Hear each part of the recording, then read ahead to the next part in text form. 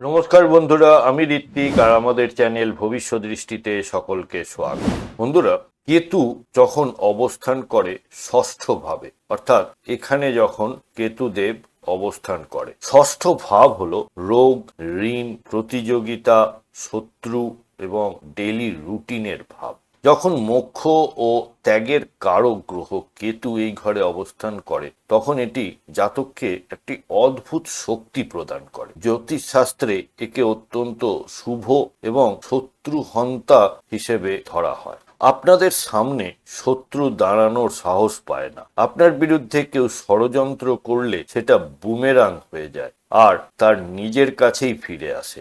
আপনি কোনো লড়াই ছাড়াই জয়ী হবেন। আপনি পর্দার আড়ালে থেকে জটিল কাজ করতে ওস্তাদ।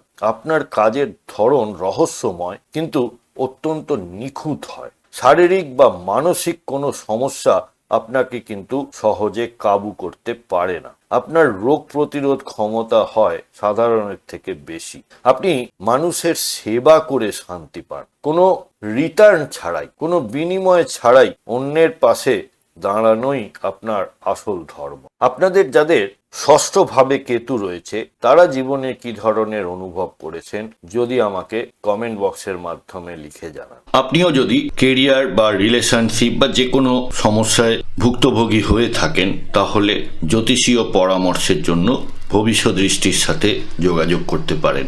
নিচে ওয়েবসাইট এবং হোয়াটসঅ্যাপ নাম্বার দেওয়া রইল। বন্ধুরা, ভিডিওর কন্টেন্ট ভালো লাগলে লাইক, কমেন্ট, শেয়ার করতে ভুলবেন না। আর এই ধরনের ভিডিও আরও দেখতে প্লিজ চ্যানেলটি সাবস্ক্রাইব করবেন। অনেক ধন্যবাদ।